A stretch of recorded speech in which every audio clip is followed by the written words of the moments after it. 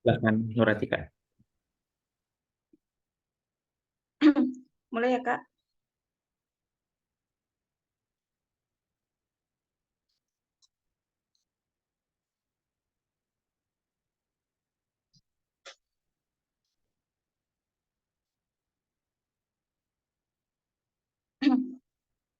Baik, terima kasih. Bismillahirrahmanirrahim. Yang terhormat Ayahanda Rektor Universitas Muhammadiyah Sidenring Pimpang, yang terhormat Ayahanda Wakil Rektor 1 Bidang Akademik Universitas Muhammadiyah Sidenring Rapang, yang kami hormati Ibunda Direktur Pasca Sarjana Universitas Muhammadiyah Sidenring Rapang, dan seluruh hadirin peserta kuliah tamu yang kami hormati. Assalamualaikum warahmatullahi wabarakatuh. Selamat pagi dan salam sejahtera bagi kita semua.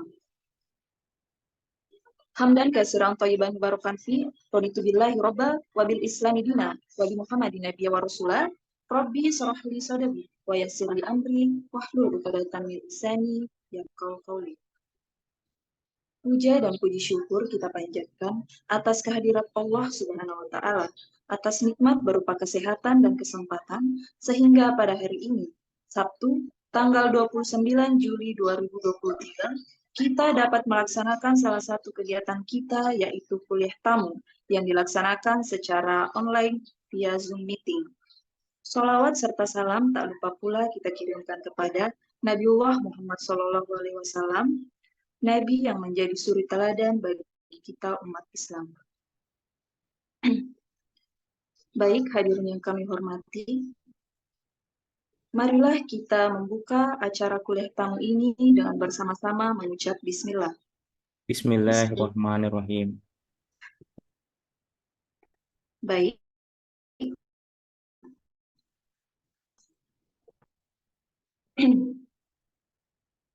Baik, acara selanjutnya yaitu laporan Ketua Panitia Pelaksana oleh Kakanda Ahmad Sulfikar, SIP, MSI, MH. Dengan ini kami persilahkan.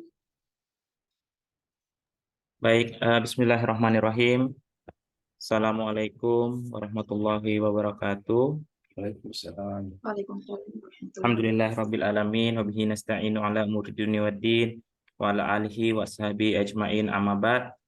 Puji dan puji syukur kita panjatkan kehadirat Allah Subhanahu wa taala karena atas rahmat dan perkenan dari beliau kepada Allah kita dipertemukan di dalam Zoom meeting ini dalam rangka kuliah tamu Good Governance di sektor energi untuk pengembangan energi baru terbarukan. Baik, izinkan saya selaku Ketua Panitia pada kegiatan kuliah tamu ini melaporkan bahwa peserta pada hari ini yang berada di Zoom meeting baru berkisar 7 peserta. Namun demikian, berdasarkan exposure yang sudah kami sebarluaskan tentang informasi ini, kami menjangkau kurang lebih ke 10.000 calon peserta.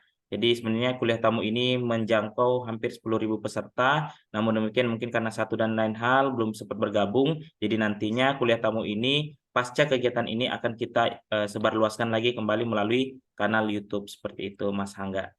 Saya laporkan juga. Baik, adapun afiliasi-afiliasi yang terregistrasi sampai pagi hari ini, diantaranya berasal dari UMS Rapang, Universitas Muhammadiyah Bengkulu, kemudian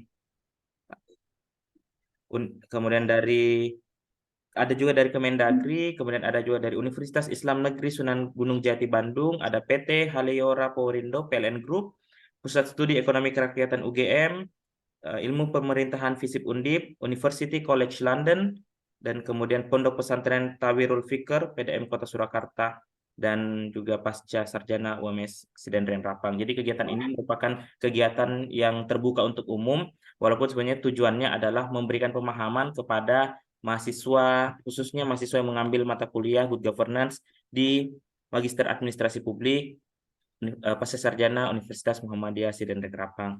Saya rasa demikian laporan singkat dari saya. Semoga bermanfaat. Fastabikul khairat. Wassalamualaikum warahmatullahi wabarakatuh. Baik, acara selanjutnya yaitu sambutan dan pengantar oleh Ayahanda Dr. Andi Simprang MSI, selaku dosen pengampu mata kuliah Good Governance, Magister Administrasi Publik Universitas Muhammadiyah Sedendeng Rempang, sekaligus membuka acara secara resmi. Dengan ini kami persilahkan. Assalamualaikum warahmatullahi wabarakatuh. Waalaikumsalam warahmatullahi wabarakatuh. Yang saya hormati Bapak Rektor UMS Rapang. Yang saya hormati Wakil Rektor 1 UMS Rapang. Yang saya hormati Ibu Direktur Pasca Sarjana. Yang saya hormati Bapak Satya Hanggayuda, WP BA MSc sebagai dosen tamu, para pemirsa dan mahasiswa yang saya cintai dan saya banggakan. Puji syukur kita panjatkan kehadirat Allah Subhanahu wa Ta'ala karena pada hari ini kita dapat melaksanakan kegiatan akademik, yaitu kuliah tamu. Saya sebagai penanggung jawab mata kuliah Good Governance menyampaikan terima kasih kepada Bapak Satya Hanggayuda atas kesediaan beliau untuk mengisi kuliah tamu pada hari ini. Seperti halnya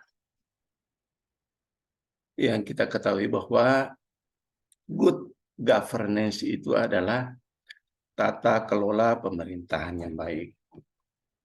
Good governance ini bisa memasuki semua disiplin ilmu. Ya, oleh karena itu siapa saja bisa melaksanakan kuliah semacam ini. Yang penting good governance itu prinsipnya adalah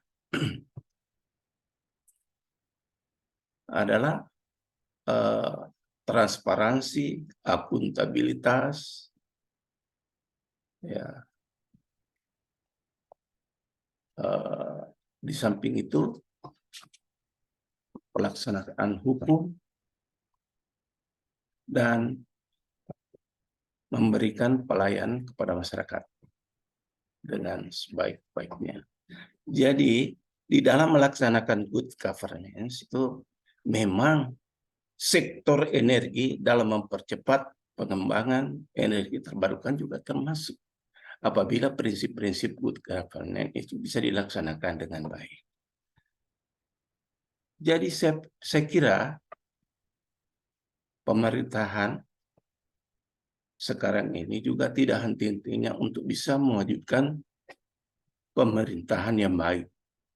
Ya, bukan hanya pemerintahan yang dimulai pada era reformasi itu menginginkan perubahan ke arah yang lebih baik, tetapi sejak Indonesia ini memproklamirkan kemerdekaannya, sudah ada upaya-upaya untuk mewujudkan good governance oleh para pendiri negara kita itu. Namun hal ini, cita-cita tersebut tentu adalah merupakan tanggung jawab dari para penyelenggara negara. Tetapi walaupun demikian, upaya-upaya untuk mewujudkan good governance, namun ada saja pihak-pihak tertentu yang tidak bertanggung jawab.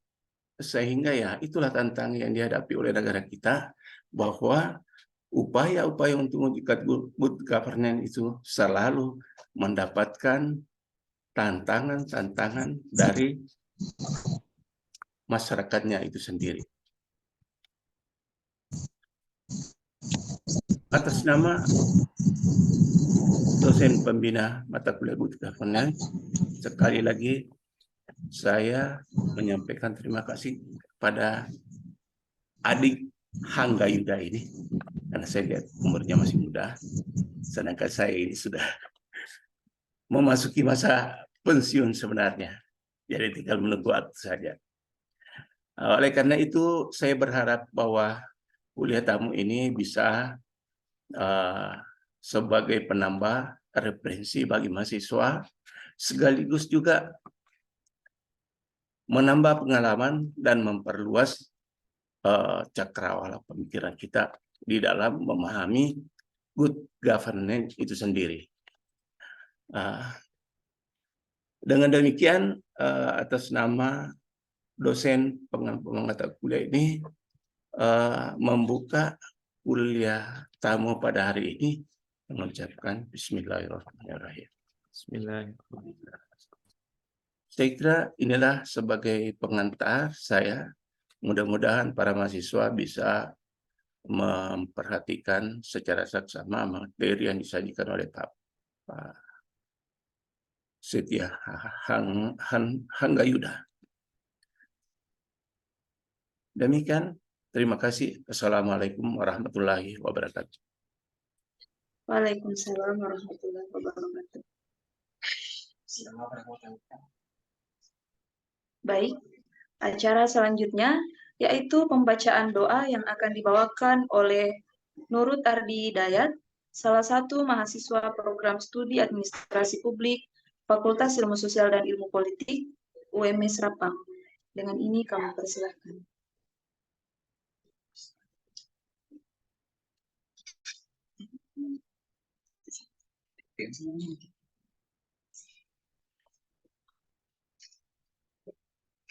Bismillahirrahmanirrahim. Assalamualaikum warahmatullahi wabarakatuh. Waalaikumsalam warahmatullahi wabarakatuh. Ya Allah, anugerahkanlah untuk kami rasa takut kepadamu yang dapat menghalangi antara kami dan perbuatan maksiat kepadamu, dan anugerahkanlah kepada kami ketaatan kepadamu dan yang akan menyampaikan kami ke surgamu kelak. Ya Allah, anugerahkan pula lah kami keyakinan yang akan menyebabkan keringanan bagi kami segala musibah di dunia ini.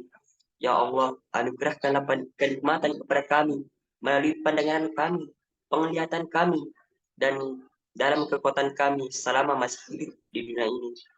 Dan jadikanlah ia warisan dari kami, jadikanlah balasan atas kami, orang-orang yang menganiaya kami. Dan tolonglah kami terhadap orang-orang yang memusuhi kami. Dan janganlah engkau jadikan musibah kepada kami dalam urusan agama kami. Ya Allah, janganlah engkau jadikan dunia ini sebagai cita-cita terbesar kami dan puncak dari ilmu kami. Dan janganlah engkau jadikan orang-orang yang tidak menyayangi kami berkuasa atas kami. Sekian dari saya. Assalamualaikum warahmatullahi wabarakatuh.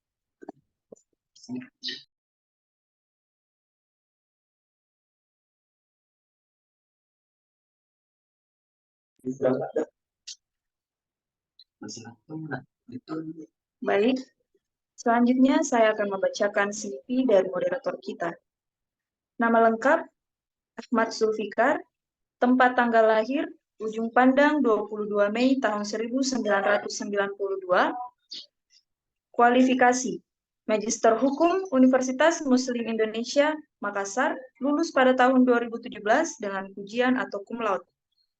Selanjutnya, awardee beasiswa tesis dan disertasi Lembaga Pengelola Dana Pendidikan atau LPDP, Kementerian Keuangan Republik Indonesia pada tahun 2016.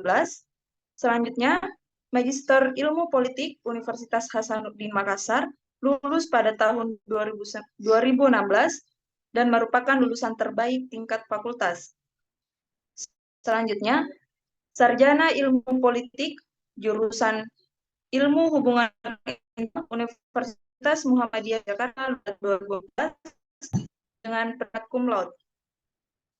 Pengalaman, yang pertama, Associate Trainer pada BIS Result Consulting pada tahun 2019 sampai sekarang. Selanjutnya, Associate Researcher bidang pendidikan publik pada Pusat Riset dan Pengembangan Perkumpulan Sarjana Hubungan Internasional Indonesia sejak tahun 2018 sampai sekarang. Selanjutnya, dosen LB di beberapa universitas di Indonesia, editor untuk penerbitan jurnal ilmiah sejak tahun 2015 sampai sekarang. Selanjutnya, reviewer untuk jurnal ilmiah di beberapa universitas Indonesia sejak tahun 2017 sampai sekarang. Selanjutnya, yaitu peneliti untuk Badan Perencanaan dan Pengembangan Daerah atau Bapeda Kabupaten Bantaeng mulai Juli sampai Desember 2017.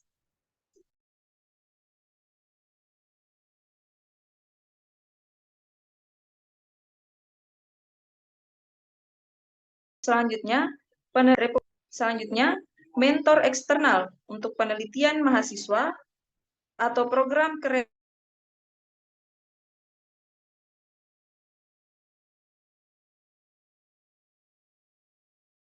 sekarang. Selanjutnya, Tobacco Control Center (UMY) didanai John Hopkins School of Public Health dalam skema Set Research Grant mulai Februari sampai Desember 2014. Selanjutnya, analisis media dan komunikasi internship pada unit kerja Presiden bidang pengawasan dan pengendalian pembangunan atau UKP 4 di Sekretariat Open Government Indonesia mulai Januari sampai Mei 2014. Selanjutnya, merupakan koordinator wilayah Yogyakarta Survey Campaign in Indonesia mulai Januari sampai Mei 2013. Selanjutnya, staf magang di Universitas Muhammadiyah Yogyakarta mulai Juni 2012 sampai Agustus 2014.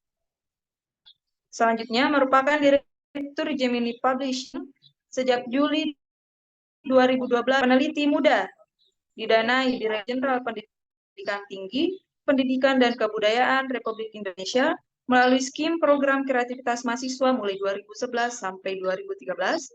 Selanjutnya, reporter SKH atau rakyat pada rubrik Suara Kampus mulai Desember 2010 sampai Desember 2013. Kemudian memiliki beberapa pengalaman internasional dan pengalaman organisasi. Baik, itulah tadi kurikulum vitae dari moderator kita, Kakanda Ahmad Zulfikar. Untuk selanjutnya saya serahkan kepada moderator. Baik, terima kasih Mbak Nuratika atas pengantarnya dan juga pembacaan CV saya. Namun sebelum itu, untuk memberikan semangat kita pada pagi hari ini, marilah bersama-sama kita menyanyikan terlebih dahulu lagu Kebangsaan Indonesia Raya, Mars Muhammadiyah, dan juga Mars Lembaga Pengelola Dana Pendidikan atau Mars LPDP sebagai penyemangat kita untuk terus berbuat yang terbaik untuk bangsa dan negara kita.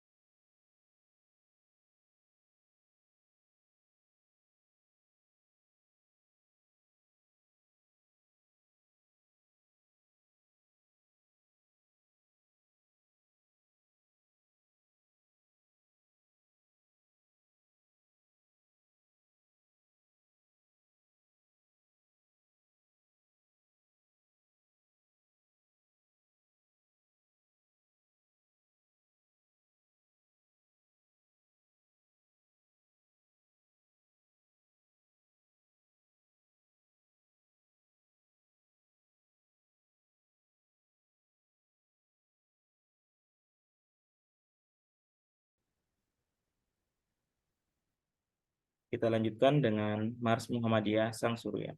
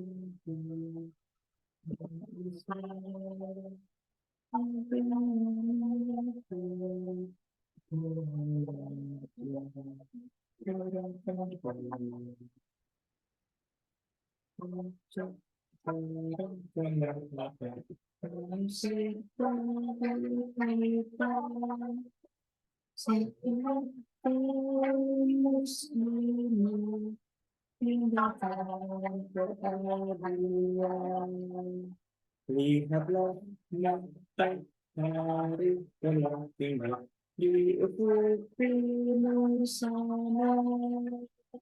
Surya ilahi rabbi sami'na wa ata'na.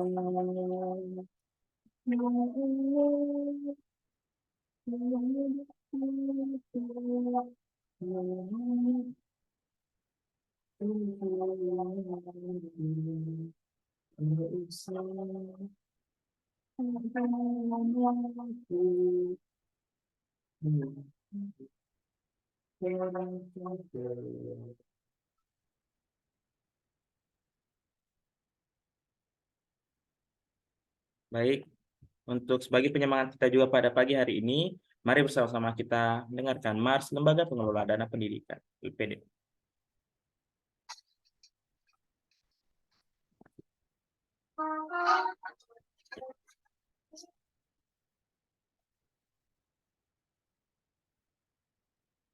Bawa kepakan sayap sang Garuda yang berlandaskan kepada Pancasila.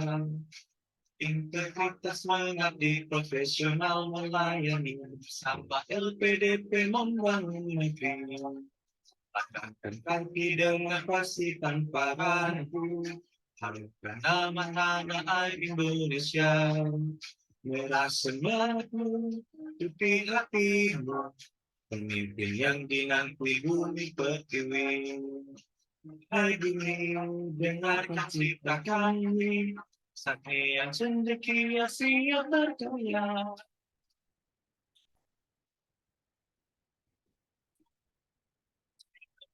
Bangun Indonesia, berkeadilan, berdemokrasi.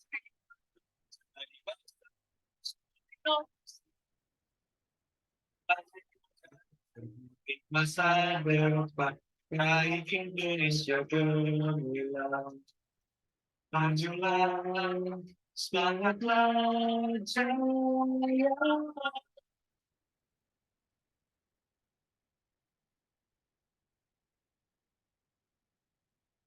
Baik, demikian tadi kita telah menyanyikan bersama lagu Indonesia Raya, kemudian Mars Muhammadiyah, Sang Surya, dan juga Mars LPDP. Mungkin bagi teman-teman yang bergabung di Zoom meeting ini bertanya-tanya kenapa kami memasukkan Mars LPDP juga. Jadi kami berdua, saya selaku moderator dan juga Mas Satya Hanggayuda, merupakan awardee dari Lembaga Pengelola Dana Pendidikan. Jadi terselenggaranya kuliah tamu ini juga atas berkat kebaikan hati dari seluruh rakyat Indonesia yang kemudian mempercayakan dana abadi melalui Lembaga Pengelola Dana Pendidikan untuk kami berkuliah di tempat kami masing-masing.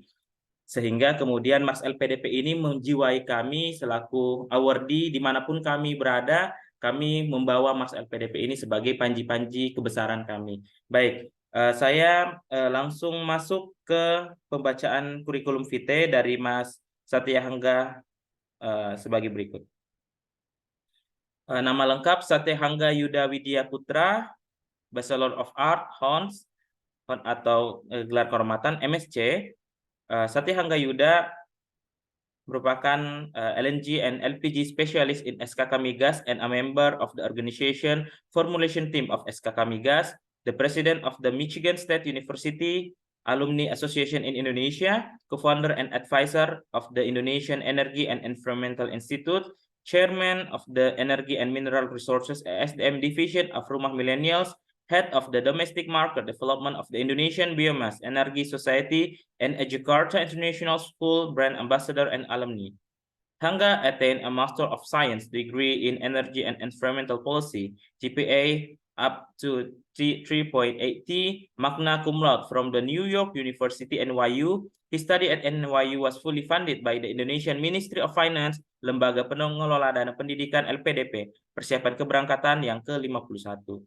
Hanga also holds a bachelor degree in economics from Michigan State University, where he was a member of the Honors College and was able to graduate in 3 years from a 4-year degree program. As an undergraduate student, Hanga completed coursework at Harvard University and the University of California, Los Angeles, UCLA.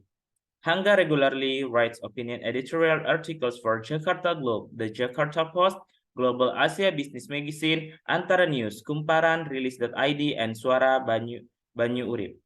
He has been quoted and written about on Yahoo News, the Christian Science Monitor, the American Spectator, Center for Strategic and International Studies, NYU Global Citizen, Antara News, Berita Satu, Republika, Kumparan, Rilis.id, Suara Merdeka, Investor Daily, Suara Investor, Inilah, Lintas Parlemen, Harian Ekonomi, Neraca, Warta Ekonomi, El Sinta, Voice of Indonesia, Line, Asiatoday.id, Media Jakarta, Halion News, Agraria Today, Suara Banyu Urip, Pertamina, Indonesia Ministry of Finance, Indonesia State-Owned Enterprise BUMN, Indonesia Ministry of National Development Planning Bappenas, Indonesia's Creative Economy Agency Bekraf, Indonesia Stock Exchange IDX, Registry Magazine, Indonesia Economic Forum, Rumah Millennials, and many other leading international and national media outlets. Throughout his life, Hanga has lived in 5 countries, namely the United States, United Kingdom, China, Vietnam, and currently in Indonesia, and traveled to over 40 due to his participation as part of the delegation team from the Republic of Indonesia. You can reach out to Hanga by sending him an email at shywputra@skkamigas.go.id, satyahanggayuda@gmail.com, hanggawidiaputra@gmail.com, or swp286@nyu.edu. Jadi demikian pembacaan kurikulum vitae dari Mas Hangga. Tambah kemudian kita akan mendengarkan banyak sharing mengenai kuliah tamu kita pada hari ini, yakni Good Governance di sektor energi dalam mempercepat pengembangan energi baru terbarukan. Waktu dan tempat saya persilakan kepada Mas Satyahanggayuda. Baik, terima kasih Mas Zulfikar. Pertama-tama saya ingin mengucapkan terima kasih kepada panitia dan juga kepada peserta yang telah hadir di acara pada pagi hari ini. Bismillahirrahmanirrahim. Assalamualaikum warahmatullahi wabarakatuh. Shalom, Om Swastiastu, Nama Budaya, Salam Kebajikan, Salam Sejahtera bagi kita semua. Tentunya saya sangat senang ya bisa berbicara mengenai good governance, gitu, karena ini merupakan topik yang sangat penting, sebenarnya bukan hanya di sektor energi ya, jadi di semua sektor, namun karena passion dan juga keahlian saya di bidang energi, pada pagi hari ini kita akan berdiskusi ya. Jadi saya akan sharing ilmu dan juga pengalaman saya, terutama di sektor energi ya, bagaimana kita bisa menerapkan yang namanya good governance gitu, karena ini penting untuk bisa mengembangkan sektor energi, khususnya di energi baru terbarukan. Kalau dari segi latar belakang dan pendidikan tadi sepertinya udah disampaikan ya panjang lebar oleh Mas Fikar selaku moderator dan juga Direktur Eksekutif Center for Digital and Global Studies. Saya juga ingin mengucapkan terima kasih ya dan juga atas undangan dan juga tadi sambutannya dari Bapak Dr. Andi Sinrang, MSI, selaku dosen pengampu MK Good Governance and dosen Magister Administrasi Publik Universitas Muhammadiyah Sedenrang Rapang, dan juga kepada moderator kami Mbak Nur Atika dan seluruh peserta. Jadi semoga apa yang akan saya sampaikan pada pagi hari ini bisa memberikan banyak sekali insights ya, dan juga semangat yang baru ya bagi teman-teman sekalian gitu. Jadi mungkin kita keahlian dan passionnya bisa berbeda-beda, tetapi saya yakin dari teman-teman ada juga yang tertarik ya dengan bidang energi. Kalaupun tidak ya semoga ini bisa memberikan ilmu dan juga pengetahuan yang baru bagaimana kita bisa menerapkan good governance. Pertama-tama saya ingin menyampaikan ya bahwa ini ada beberapa slide presentasi yang saya akan paparkan ya secara formal, saya akan share screen. Namun untuk saat ini supaya lebih interaktif. Jadi saya ingin memberikan dan juga nanti saya akan bicara bagaimana kita bisa menerapkan good governance. Ada beberapa data statistik yang akan saya tampilkan ya di dalam sesi pada pagi hari ini, dan nanti kita akan membuka sesi tanya jawab ya. Nanti akan dipandu oleh Mas Fikar ya selaku moderator. Jadi saat ini ya bukan hanya Indonesia, tetapi di seluruh dunia ya secara global kita mengalami yang namanya pemanasan global ya. Dan konsekuensi negatifnya yaitu perubahan iklim ya. Jadi hal-hal seperti food production ya kan, ada rising sea levels, terus flooding. Nah, itu hal-hal yang dialami bukan hanya di Indonesia tetapi di seluruh dunia gitu. Oleh karena itu pada tahun 2015 ya ada namanya the 21st ya Conference of the Parties to the United Nations Framework Convention on Climate Change gitu, di mana negara-negara di seluruh dunia, dan sekarang sudah ada 194 negara yang telah meratifikasi ya perjanjian Paris untuk apa? Combat climate change gitu. Masing-masing negara memiliki targetnya sendiri.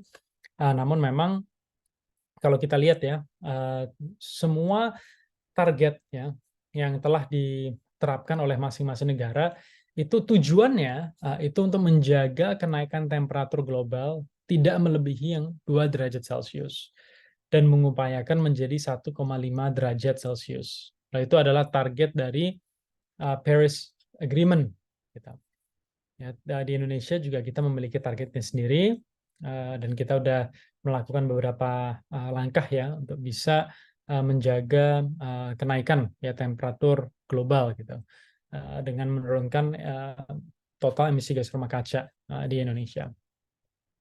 Lah, kalau kita lihat di Indonesia itu memang kita adalah negara yang memang sangat rawan ya terhadap yang namanya pemanasan global ya, perubahan iklim gitu, karena kita di negara kepulauan ya, dan juga tentunya ada banyak sekali hotspot ya, baik itu mau di bagian timur maupun di bagian barat gitu. Jadi kita rentan dengan yang namanya earthquake ya, gempa bumi, tsunami, terus juga volcanic eruptions, floods, landslides, droughts, dan juga forest fires ya, kebakaran hutan dan lahan gitu. Jadi diperkirakan sekitar 40% ya of our inhabitants are at risk gitu. Maka kalau kita baca-baca di berita memang diprediksikan bahwa sebelum tahun 2050 akan ada 2.000 pulau dan 42 juta homes ya yang akan submerge gitu sebelum tahun 2050. Bahkan di tahun 2020, WALHI ya, atau dalam bahasa Inggris The Indonesian Forum for the Environment, mereka menyatakan bahwa ada 2 uninhabited islands ya di Sumatera Selatan ya yang namanya Betet dan Gundul Island yang sudah tidak ada lagi gitu. Ya, karena apa? Karena rising sea levels gitu, dan ada 4 pulau lainnya yang akan vanish karena apa? Rising sea levels. Yang disebabkan oleh apa? Pemanasan global dan perubahan iklim. Nah, jadi ada 4 tren ya yang kita lihat ya, yang menjadi tren secara global ya, yaitu pandangan masyarakat ya terhadap bahan bakar fosil seperti batu bara, seperti minyak ya, dan juga bahkan gas bumi itu sudah menjadi negatif ya, bukan menjadi sesuatu yang positif kita ya. Dan memang kalau kita lihat ya negara-negara dan juga perusahaan global, mereka sekarang lagi fokus bagaimana kita bisa mengurangi emisi karbon ya, baik itu secara nasional maupun secara global. Jadi dekarbonisasi, elektrifikasi, desentralisasi, digitalisasi ya itu menjadi tren. Namun ya bertransisi dari bahan bakar fosil ke energi baru terbarukan itu menjadi sebuah tantangan karena tidak murah dan tidak mudah untuk dilakukan. Apabila mudah, ya tentunya kita sudah melakukan itu dari kemarin, gitu ya. Jadi ini merupakan sebuah tantangan dan bukan merupakan sesuatu yang gampang gitu untuk diimplementasikan gitu, karena ada banyak sekali yang namanya financial challenge. Kalau kita melihat ya emisi gas rumah kaca secara global, memang sektor energi itu yang berkontribusi terbesar, ya, sekitar hampir 75% total ya emisi gas rumah kaca secara global ya, bukan hanya di Indonesia, itu berasal dari sektor energi. sektor energi itu ada dari buildings, ada dari transportasi, dari kendaraan, transportation, ada dari industri, dan ya bahkan ada juga commercial, residential building, shipping, aviation, road transport, food, chemical and petrochemical, iron and steel. Setelah itu ada yang namanya kebakaran hutan dan lahan, yaitu kontribusi terbesar kedua setelah sektor energi. Setelah itu baru industri dan limbah. Namun memang bahan bakar fosil di Indonesia sekarang dan bahan bakar fosil di Indonesia 20 sampai dengan 30 tahun yang lalu itu beda. Maksudnya apa? 20 sampai dengan 30 tahun yang lalu, bahan bakar fosil itu dilihat sebagai penghasil pendapatan negara yang namanya revenue generator karena berkontribusi besar terhadap APBN.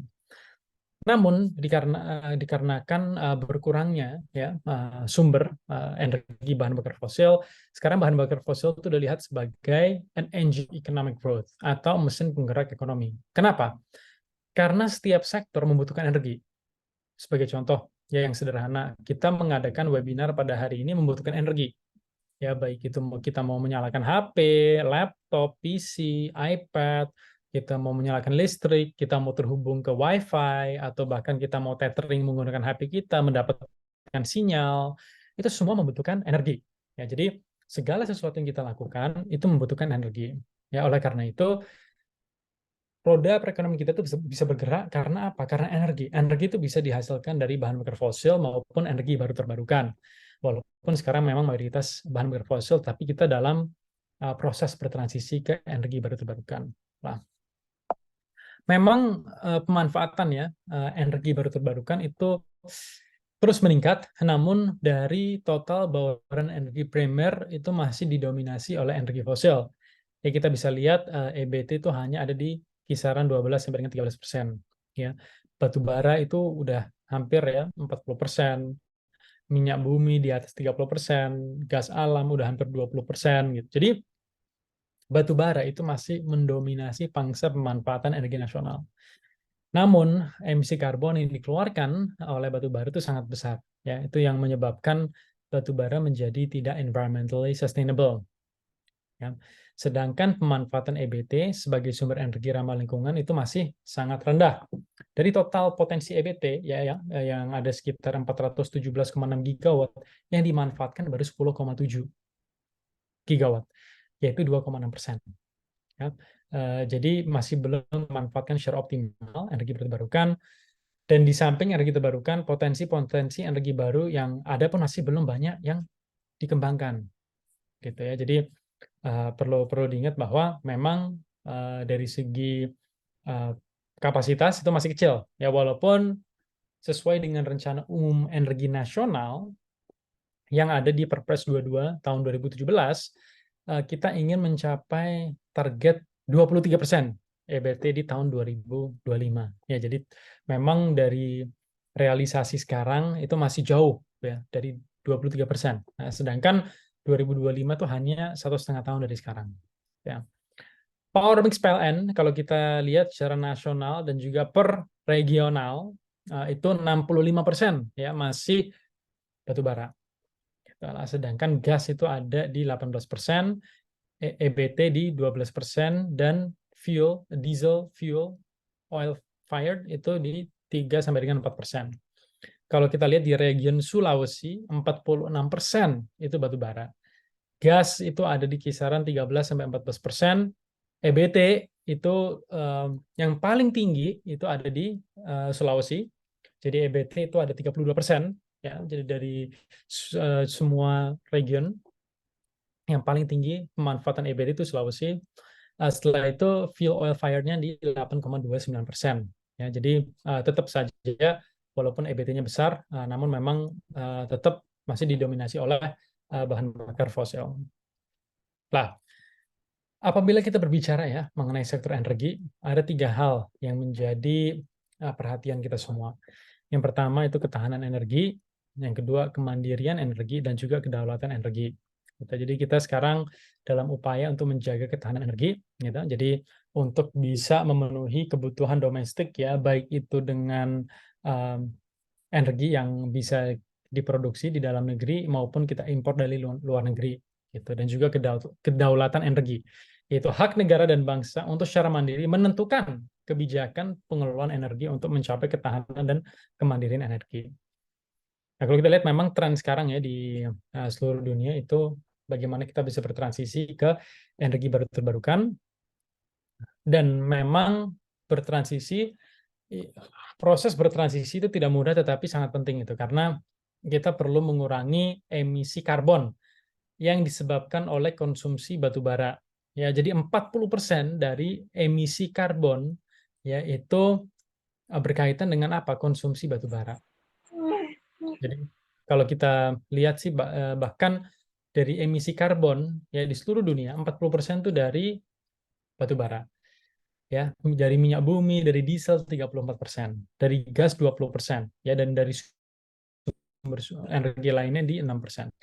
Jadi untuk bisa bertransisi itu gas dan LNG itu penting gitu untuk menggantikan batu bara ya sebagai apa? Cleaner fossil fuel. Ya. Dan diperkirakan ya McKinsey memperkirakan bahwa dalam 15 tahun ke depan batu bara dan oil itu akan mencapai peak demand, sedangkan yang akan berkembang terus adalah energi baru terbarukan dan gas. Kenapa gas? Jadi gas, walaupun gas adalah energi fosil, namun gas itu merupakan sumber energi yang paling bersih ya dari semua bahan bakar fosil. Oleh karena itu dalam 15 tahun ke depan itu akan terus berkembang. Setelah tahun 2035 lebih dari 50% ya sumber listrik itu berasal dari energi baru terbarukan. Nah, kita bisa lihat ya di dalam kebijakan energi nasional ya PP 79 tahun 2014. Jadi di dalam National Energy Policy kita masih mengacu kepada PP 79 2014. Memang peraturan pemerintah ini umurnya sudah hampir ya 10 tahun, dikarenakan umurnya udah lebih dari 5 tahun, sekarang sedang direvisi oleh para Dewan Energi Nasional. Dewan Energi Nasional adalah LNS ya, lembaga non-struktural yang dipimpin langsung oleh Pak Jokowi selaku Presiden, yang jadi Wakil Ketua adalah Wakil Presiden, Ketua Harian adalah Menteri Energi dan Sumber Daya Mineral. Anggota dari Dewan Energi Nasional itu dari pemerintah itu ada 7 menteri, dan dari pemangku kepentingan ada 8 anggota. Ya, jadi semuanya sama-sama anggota, jadi total ada 15 anggota Dewan Energi Nasional. Dari pemerintah, kenapa kok ada beberapa menteri? Karena apabila kita berbicara mengenai sektor energi, ini merupakan isu yang lintas sektoral. Ya, bukan hanya satu kementerian gitu. Jadi ini melibatkan banyak sekali kementerian. Seperti apa? Kementerian Keuangan ya. Jadi Menteri Keuangan masuk, Menteri Bappenas, Menteri Perhubungan, Menteri Perindustrian, Menteri Pertanian, Menristek-Dikti, dan juga Menteri Lingkungan Hidup dan Kehutanan. Sedangkan dari pemangku kepentingan itu ada 2 dari akademisi, 2 dari industri, 2 dari konsumen, 1 dari teknologi, dan juga 1 dari lingkungan hidup. Gitu ya. Jadi ini merupakan sesuatu yang mereka memiliki peran ya untuk menetapkan yang namanya kebijakan energi nasional. Saat ini kalau kita lihat ya di dalam kebijakan energi nasional PP 79 tahun 2014 itu bagaimana kita bisa memaksimalkan penggunaan energi terbarukan. Kita ingin meminimalkan penggunaan minyak bumi, mengoptimalkan pemanfaatan gas bumi dan energi baru. Ya, batu bara tetap digunakan ya, namun memang ini direvisi di dalam Ken yang baru, dan nuklir itu akan dilihat sebagai apa, viable option. Gitu. Dan ini semua ya, Dewan Energi Nasional itu berdasarkan yang namanya Undang-Undang 30 tahun 2007. Ya, kalau kita lihat di dalam artikel 1, section 26, dan juga artikel 1, nomor 1, ya, Perpres 26 tahun 2008. Gitu ya. Jadi itulah dasar hukum dari Dewan Energi Nasional. Gitu. Ya, jadi mereka yang juga formulate apa, National Energy Policy, National Energy Planning, ya, dan ada banyak sekali hal-hal yang dilakukan. Nah, secara keseluruhan memang kalau kita lihat mayoritas ya dari emisi gas rumah kaca itu tuh menghasilkan banyak sekali kerugian, ya, baik itu akibat emisi minyak bumi, ya, akibat emisi batu bara, terus terjadinya penurunan kualitas air, ya, terjadinya penurunan kualitas tanah, itu bisa puluhan, ratusan, bahkan triliunan per tahun, ya.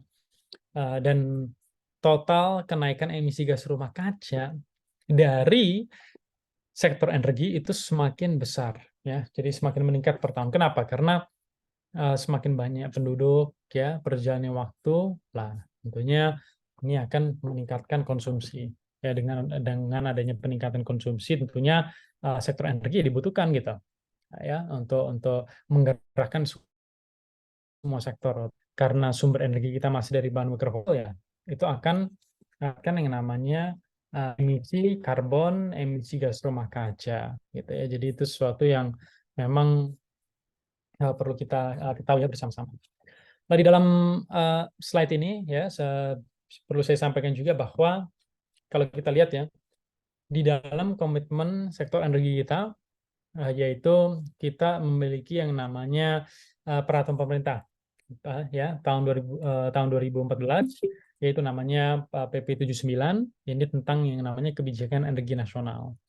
Ada juga peraturan Presiden nomor 22 tahun 2017 tentang rencana umum energi nasional, yaitu target 23% EBT dari bahan energi primer dan 17% energy efficiency dari business as usual energi final. Itu sektor energi ya, untuk menurunkan emisi gas rumah kaca.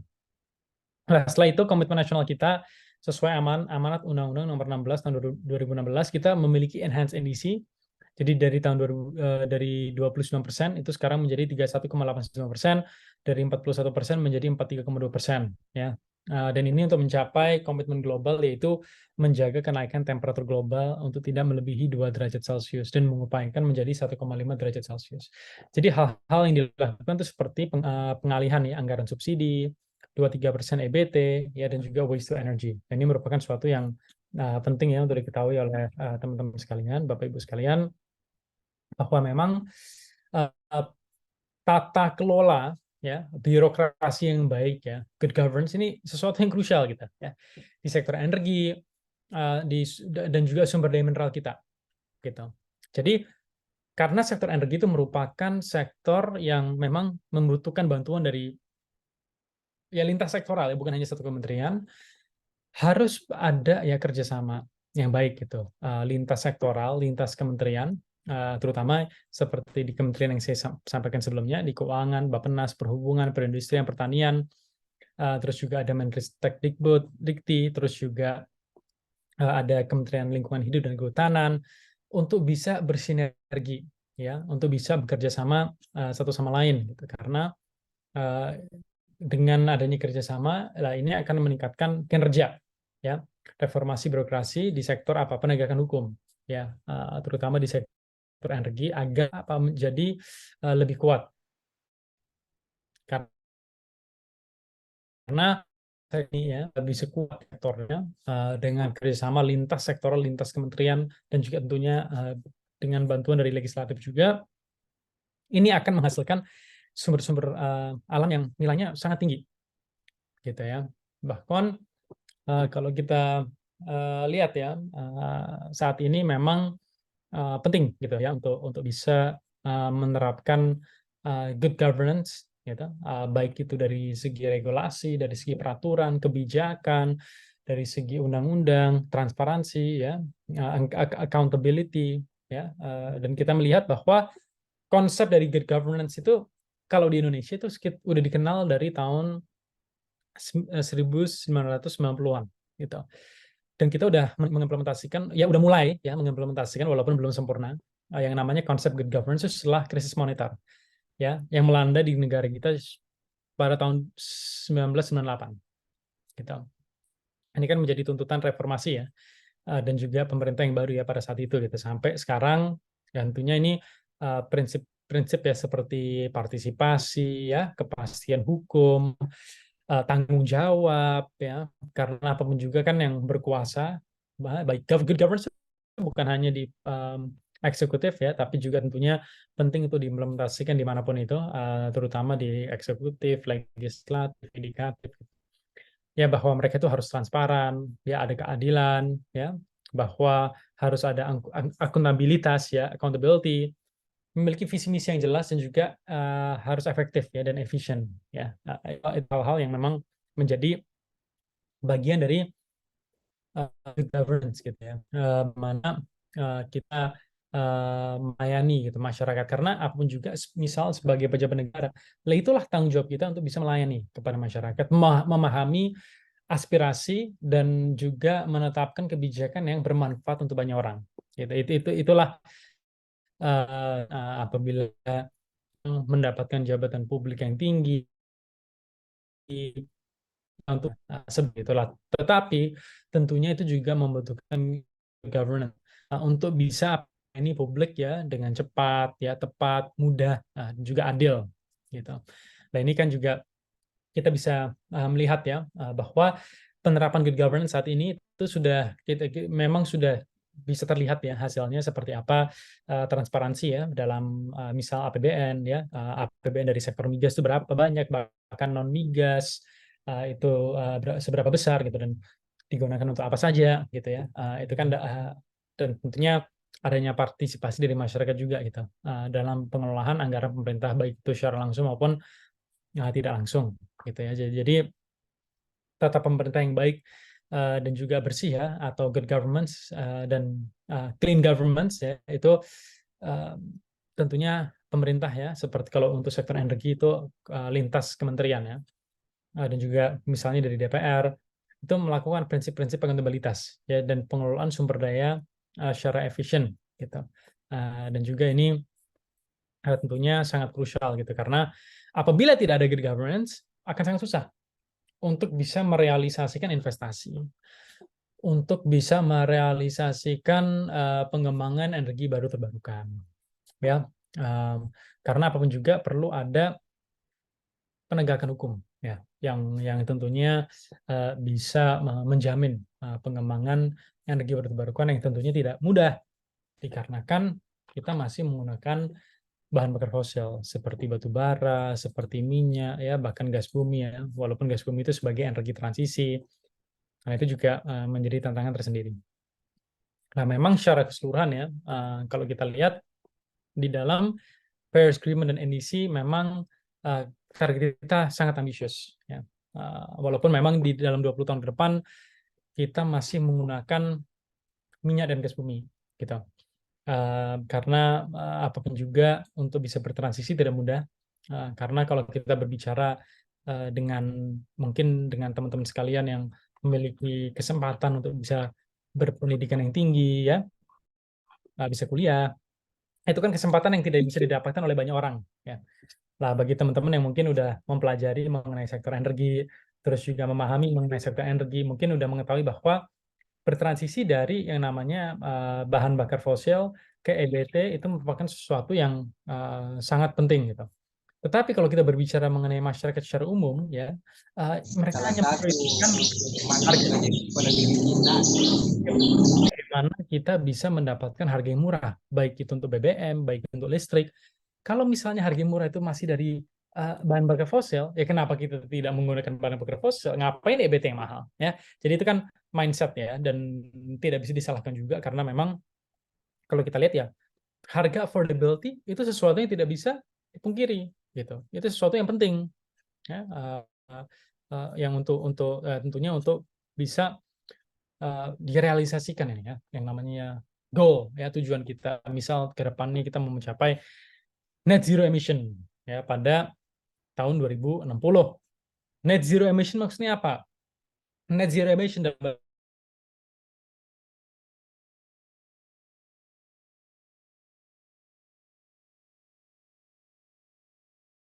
emisi.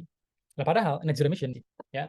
Jadi emisi nol bersih itu adalah kondisi di mana jumlah emisi karbon yang dihasilkan dengan jumlah yang mampu diserap oleh lingkungan dan atmosfer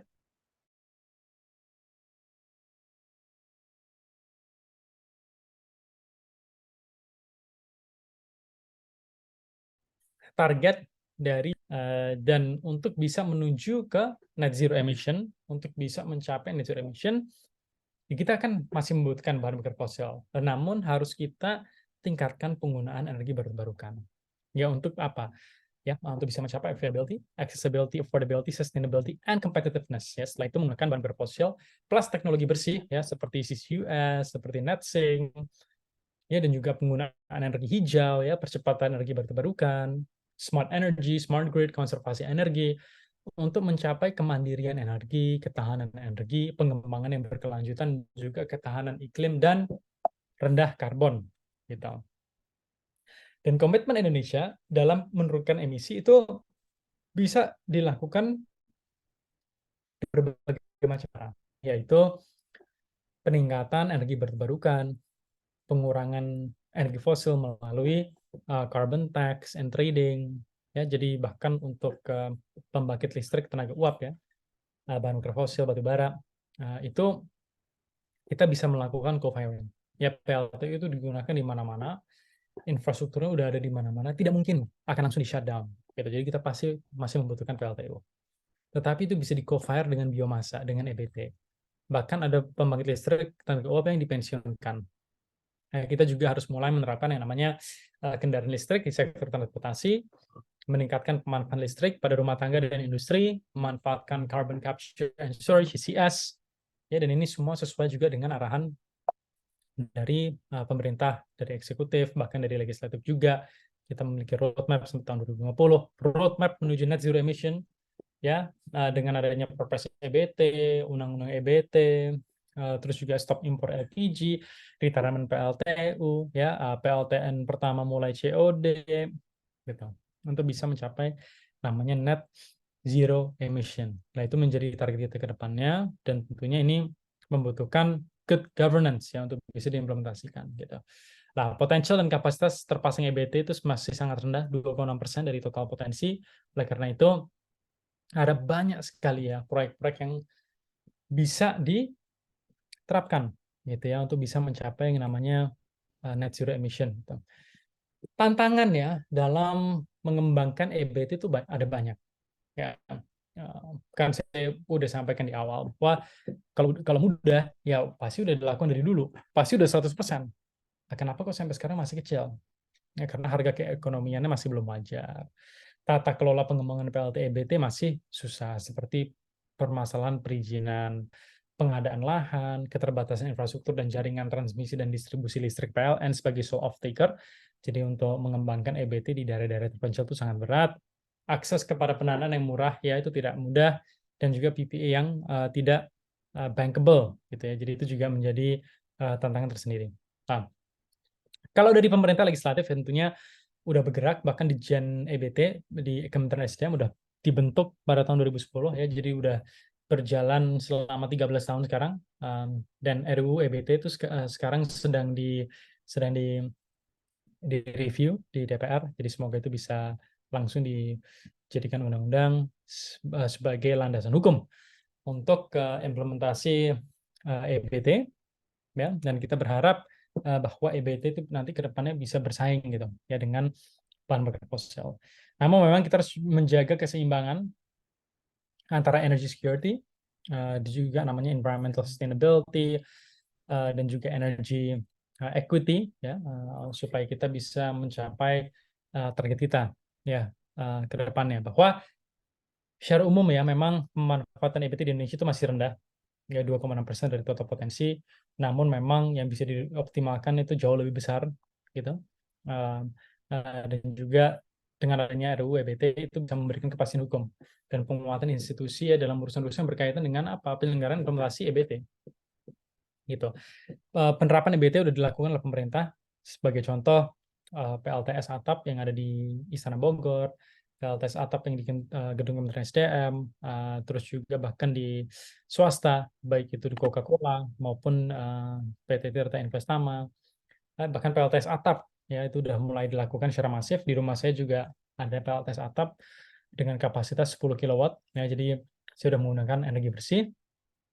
PLN juga ingin menjadi perusahaan listrik terkemuka, ya, di se-Asia Tenggara, dan menjadi nomor 1, ya, pilihan pelanggan untuk yang namanya solusi energi, gitu, ya. Jadi bagaimana mereka bisa menjadi perusahaan yang green, ya, jadi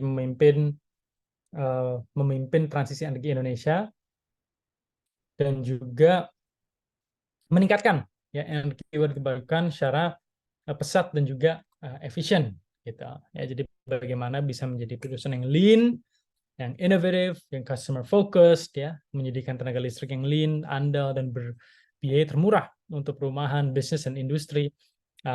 Inovatif, ya, yaitu stimulasi pertumbuhan melalui model bisnis dan layanan yang kreatif. Customer focused, ya, kita memberikan kepuasan kepada pelanggan ya, tentunya mereka melalui kualitas dan layanan kelas dunia gitu ya. Jadi mereka mengimplementasikan RJPP ya, ada di Green Booster, Large Scale Renewables gitu, Green Power Plant ya. Banyak sekali penambahan kapasitas yang sangat bermanfaat. Nah, di dalam program ada namanya program dedieselisasi ya. Nah, ini program dari Kementerian SDM yaitu mengkonversi. Kalau di daerah-daerah kita melihat kan penggunaan minyak, penggunaan diesel itu besar ya. Jadi bagaimana kita bisa convert PLTD menjadi non BBM gitu. Dan juga PLTD ke EBT, bagaimana ya harus ada grand strategy ya untuk bisa tentunya meningkatkan penggunaan energi baru terbarukan gitu. Program co-firing ya harus tetap dipertahankan. Hal-hal seperti carbon tax, seperti cap and tax, cap and trade, carbon tax, lah ini harus sesuatu yang tentunya harus diimplementasikan dengan baik. Nah, dikarenakan kita adalah negara yang berbasis bahan bakar fosil, bagaimana ya kita bisa menurunkan emisi karbon yang sekarang dihasilkan oleh perusahaan-perusahaan energi fosil? Ya, jadi salah satu hal yang bisa kita lakukan itu dengan implementasi yang namanya carbon capture, utilization, and storage. Ya, ini penting nih. Ya, jadi cap and trade and carbon tax terus diimplementasikan untuk mendorong pemanfaatan CCUS. Nah, CCUS ini teknologi yang dapat apa? Menangkap CO2 yang telah dilepaskan ke atmosfer, gitu ya. Jadi dan ini sekarang dikembangkan di Indonesia. Proyek-proyek ini tuh akan komersial di atas tahun 2027. Kita udah ada puluhan proyek di seluruh Indonesia. Tentunya ini membutuhkan biaya yang besar, tapi itu juga akan membantu Indonesia untuk bisa menurunkan emisi gas rumah kaca. Nah, dan perlu saya sampaikan kepada teman-teman sekalian ya, bahwa memang di sini saya lihat banyak sekali mungkin peserta-peserta ya, seperti saya, seperti Mas Pika, kita sebagai anak-anak muda ya, tentunya kita bisa berperan, gitu ya. Kita bisa melakukan sesuatu. Mungkin banyak yang berpikir bahwa kita harus mungkin punya posisi atau punya jabatan ya, atau mungkin berkuasa ya untuk bisa membuat dampak yang besar gitu. Tetapi sebenarnya kita tidak perlu itu, gitu ya. Jadi dengan teman-teman misalnya terlibat ya di dalam organisasi yang bergerak di bidang energi atau lingkungan hidup, atau bahkan seperti Mas Fikar yang mengadakan webinar pada pagi hari ini berbicara mengenai EBT. Lah ini menjadi salah satu cara bagaimana kita bisa mensosialisasikan mengenai sektor energi, pemanfaatan EBT, pentingnya good governance ya, agar bisa mengurangi ketergantungan kita terhadap bahan bakar fosil. Nah, itu kan merupakan apa? Merupakan dampak yang diberikan misal oleh Mas Fikar oleh teman-teman sekalian. Jadi sebenarnya kita semua bisa berperan gitu ya. Jadi kita tidak perlu nunggu sampai kita berkuasa atau punya jabatan yang tinggi untuk bisa memberikan dampak ya. Jadi teman-teman sekalian, terutama anak-anak muda harus terus semangat ya. Bahkan teman-teman yang mungkin di level S1, S2 atau bahkan S3 itu apabila mengerjakan skripsi atau mempublikasikan jurnal, apabila itu tentang energi baru terbarukan, nah itu juga memberikan manfaat. Ya. Kedepannya kita apabila ingin bekerja secara profesional juga bisa memberikan dampak. Baik itu mau kerja di pemerintahan, di swasta, atau bahkan mempunyai usaha sendiri di bidang energi. Ya. Jadi sebagai penutup ya di dalam pemaparan saya pada pagi hari ini, teman-teman harus terus ya semangat, harus terus aktif ya, berpartisipasi ya, melakukan yang terbaik lah, sesuai dengan bidang, sesuai dengan passion gitu ya. Karena kan tentunya saya yakin permasalahan itu ada di semua sektor ya, dan semuanya sama-sama penting gitu. Tetapi kita harus bisa bekerja sama satu sama lain ya, untuk bisa tentunya bisa mencapai ya target tujuan kita yang bisa bermanfaat bagi banyak orang. Jadi demikian yang dapat saya sampaikan. Terima kasih, dan saya akan mengembalikan ke Pak Moderator, Pak Fikar. Demikian, terima kasih. Baik Mas Angga, terima kasih kuliah tamu yang sangat inspiratif pada pagi hari ini. Dan juga sudah ada pertanyaan dari kolom chat langsung dari Bapak Wakil Rektor 1 Universitas Muhammadiyah Sidendring Rapang, Bapak Muhammad Rais Rahmat R. Baik, saya bacakan terlebih dahulu pertanyaannya.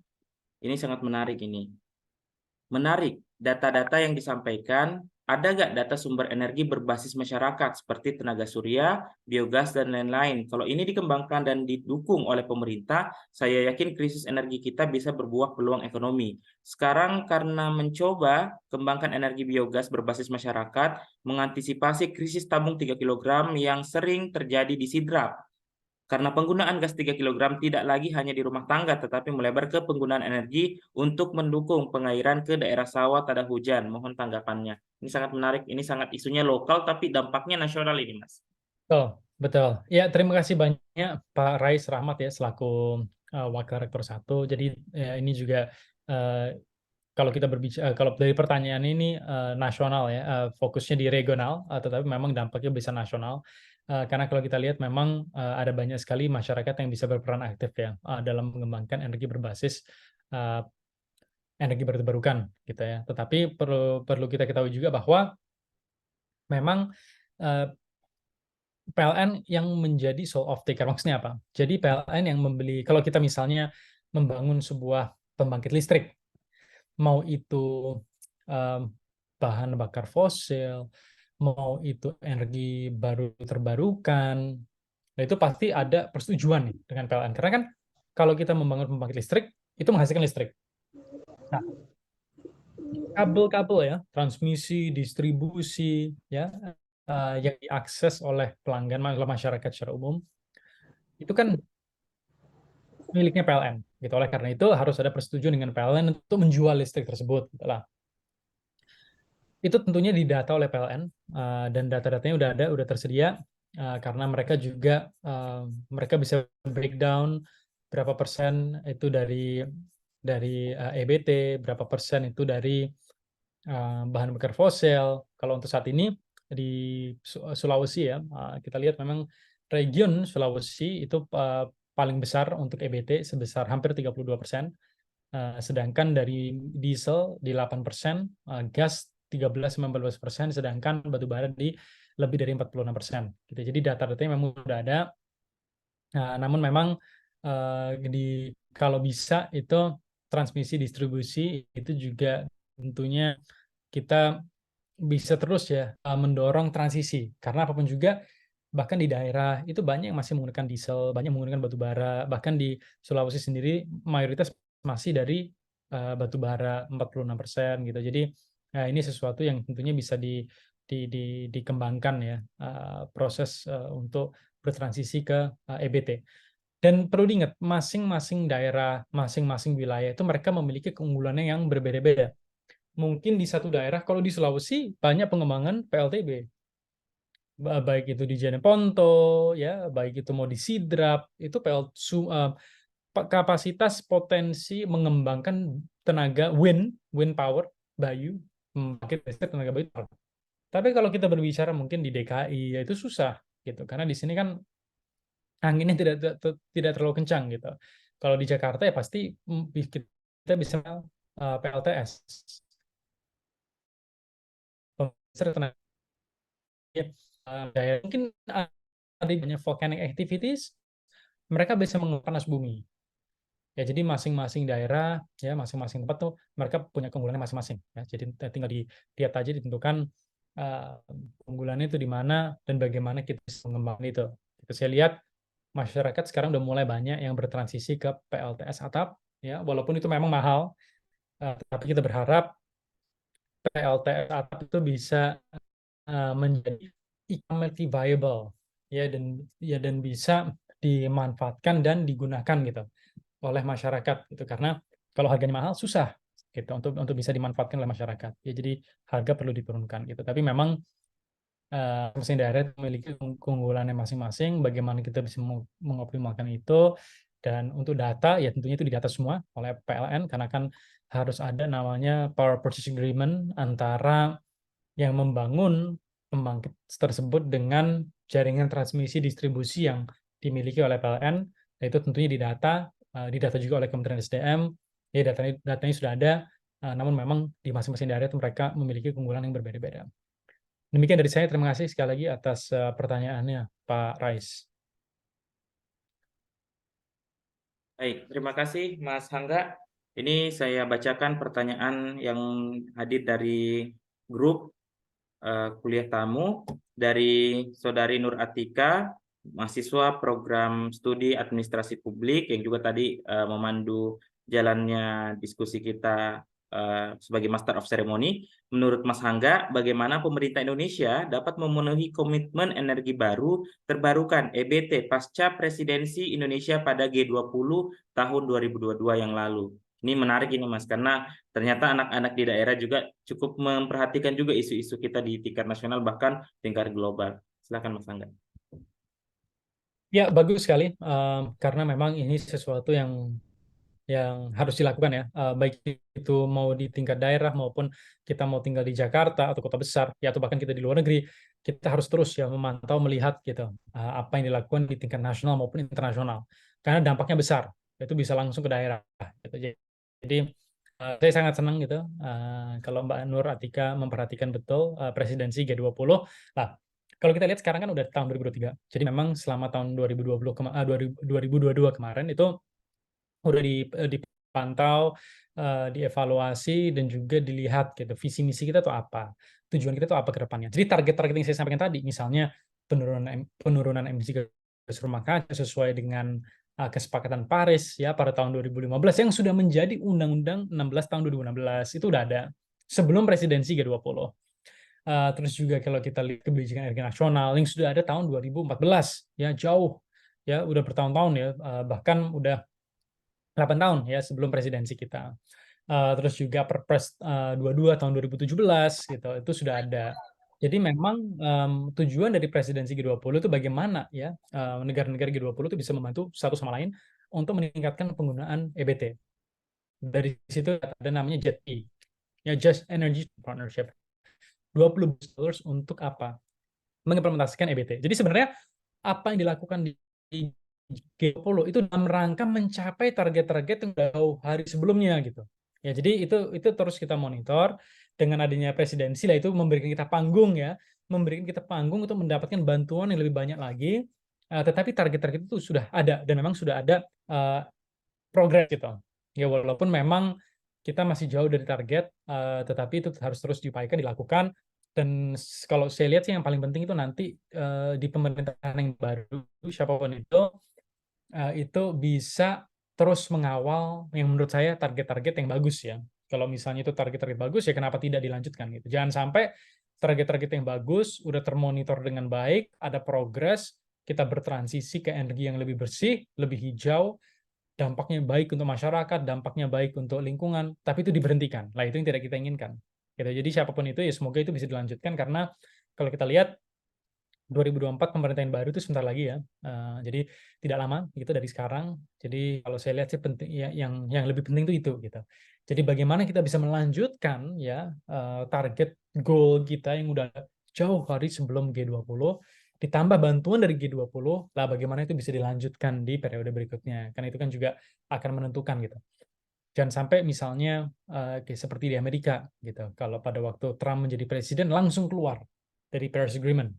Jadi persetujuan untuk menurunkan emisi gas rumah kaca Amerika langsung keluar. Padahal kontributor terbesar ya emisi gas rumah kaca salah satunya Amerika. Gitu. Jadi itu kan membuat dampak yang kalau untuk lingkungan itu kan sangat tidak baik gitu ya. Jadi saya berharap ya tidak terjadi seperti itu di Indonesia. Jadi apapun itu target tujuan baik itu dari target-target kita yang udah lama maupun dari G20 dan kedepannya itu bisa terus diteruskan gitu dengan pemerintahan yang baru siapapun itu yang terpilih. Terima kasih. Baik, terima kasih Mas Angga. Tentu harapan kita bersama bahwa komitmen siapapun yang menjadi calon presiden maupun calon wakil presiden kita memiliki visi energi hijau atau energi baru terbarukan ini menjadi prioritas dalam kemudian pencapaian kebijakan di tingkat nasional, begitu juga dengan advokasi-advokasi kita di tingkat internasional. Mungkin karena waktu sudah tinggal 4 menit lagi, ini satu tambahan pertanyaan dari feedback dari Pak Rais sebelum kita closing statement.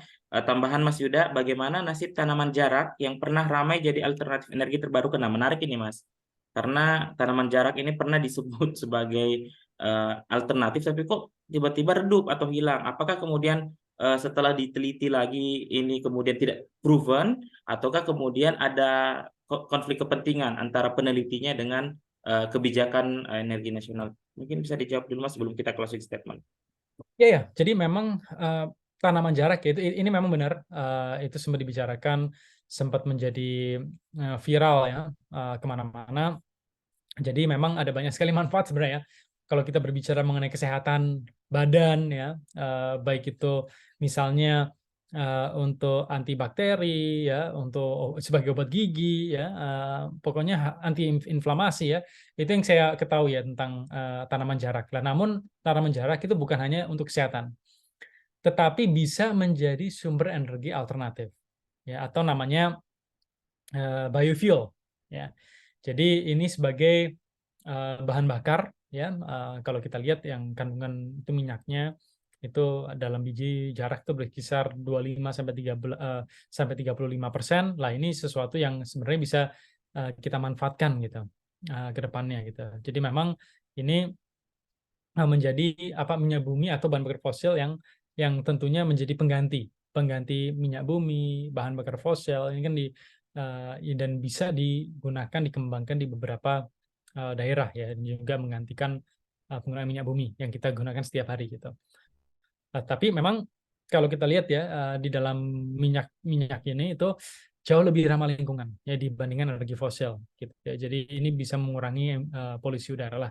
Saya berharap ini juga bisa dikembangkan ke depannya. Jadi bukannya di tingkat daerah, bahkan di tingkat nasional juga, karena biofuel lah itu bisa memberikan banyak sekali manfaat. Saya yakin ini tetap dikembangkan gitu, tetapi mungkin yang menjadi prioritas saat ini itu pengembangan PLTS atap yang bisa dikembangkan di mana-mana lebih mudah, terus juga panas bumi yang tentunya itu menjadi keunggulan kita karena 40% reserve dari panas bumi ada di Indonesia.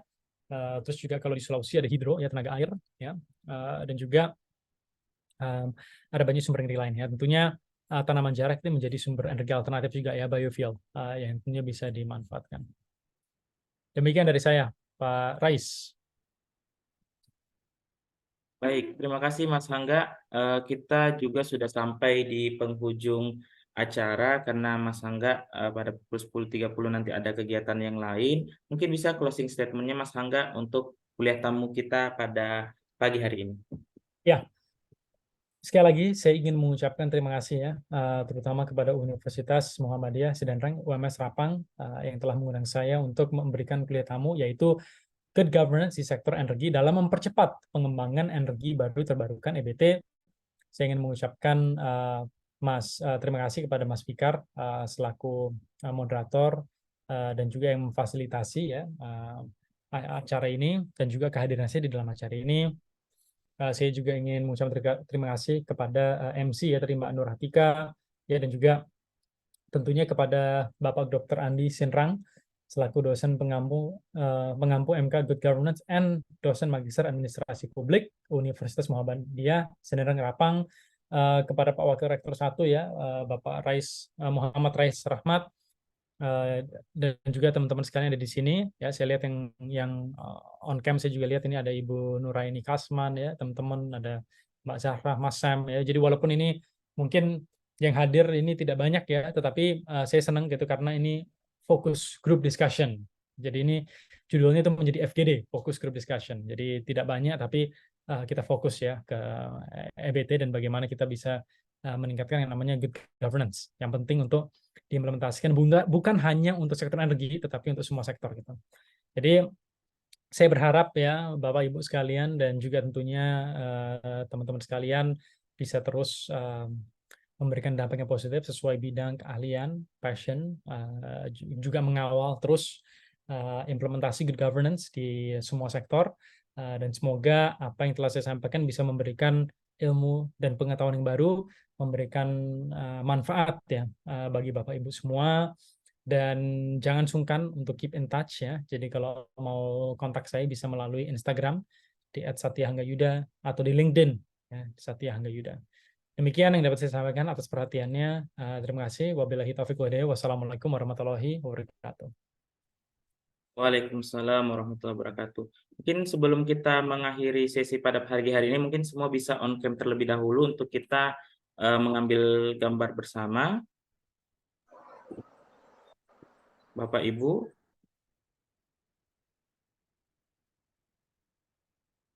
Baik.